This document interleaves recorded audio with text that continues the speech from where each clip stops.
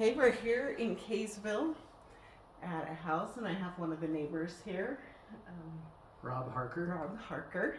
He's lived in the area and knows a lot about it, and so we're going to talk about some of the awesome things that are in this area. Yeah, so we've lived in Kaysville for 30 years. We've been in this neighborhood for a little over 10. And what drew us to Kaysville was the schools. So the schools here are excellent.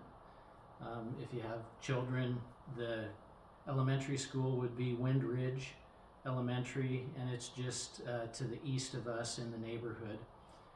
And they would feed into Kaysville Junior High, which is about a mile north of us. And then from there they would go to Davis High School. Nice. And you had kids that went to all those schools. Yes. So my children, they didn't go to Wind Ridge. We lived in a house up near the high school at that time. But they went to Columbia Elementary, which is right next to the field from the junior high, and Columbia share the same field. Oh, So, okay. That's a good idea. Yeah, So, and do you golf? I do. Do you like the So- courses? This house is between two golf courses, That's right? correct. So just down the road a couple of miles, there's Oak Ridge Country Club, which is very nice. Also the two public courses here, Davis Park Golf Course and then Valley View, are two excellent courses you can usually get on. The pricing is very good. Mm-hmm. And so I love to get out and play golf. There are quite a few people in the neighborhood that'll play golf. So And you were telling me about the theater down the street. yeah, so just on the frontage road as you're coming into the neighborhood, just to the south of us, there's a theater that is called Hope Box Theater. It used to be a small community Christian church, and the people that bought it have turned it into a theater, and they do plays there with local kids from the neighborhood Oh, that's and cool. other local talent. And all of the proceeds from these plays go to people that Right. have cancer and are fighting cancer. So they take all the proceeds from both the concessions and the tickets and help families out with people that are suffering from cancer. That is really cool. I want to go there now. Yeah, we've had probably 4 or 5 kids in the neighborhood here that have been in plays there. That's real Neat. fun. So do you have to live in the neighborhood to No. do it? No. So So it kind of draws from quite a ways around, and the nights that they're having plays, the church that's just up the street is kind of overflow parking. So they park along the road. Mm-hmm. There's a small parking lot there at the theater, and then those that can't park along the road come down and park in the church parking lot, and then just walk about a block. Nice.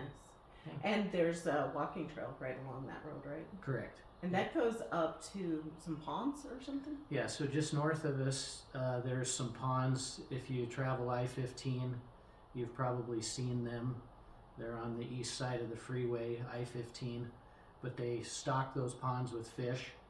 I have a grandson that lives in West Kaysville, and he hops on his bike and rides up there with his friends, and they fish. They stock it with trout, but there are bass and bluegill and catfish that are in the ponds also.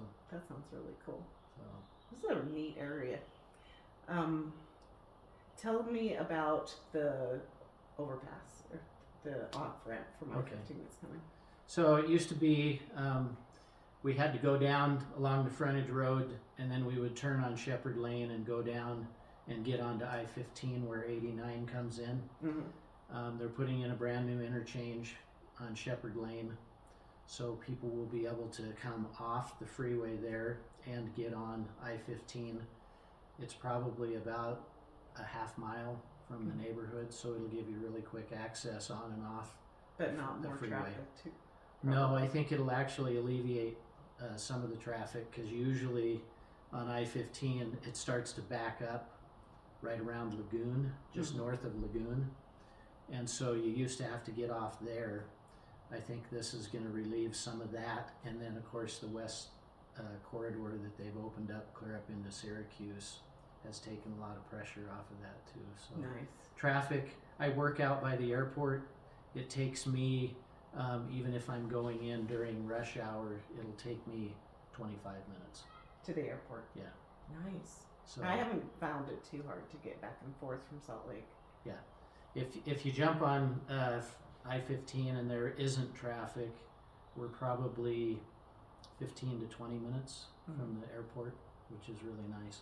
That's great. So when we have family flying in, they'll call us when they land, and then by the time they pick up their luggage and everything, we're ready to pick them up at the curb. Perfect. That's what I used to do where I lived before. Yeah. So, Great neighborhood as far as there are several retired age couples in the neighborhood. One lives just to the west here next door. Alan and Julie Roundy, fantastic folks. But the neighborhood has a nice mix. There's young families that have really young kids. There's quite a few families that are probably in their early to late 40s, so, and their kids are a little bit older, but you would find that there are kids that are going to the elementary school, there are kids that are in the junior high, and there are kids that are in the high school. nice. And I've noticed a lot of basketball standards in the driveways. Yeah. So, A lot of times the kids will go over here to the church to shoot baskets, but there's a good group. If you like pickleball, there's a bunch of ladies in the neighborhood that get together every Thursday and play pickleball, and you can pretty much find people at the church playing pickleball anytime there isn't meetings.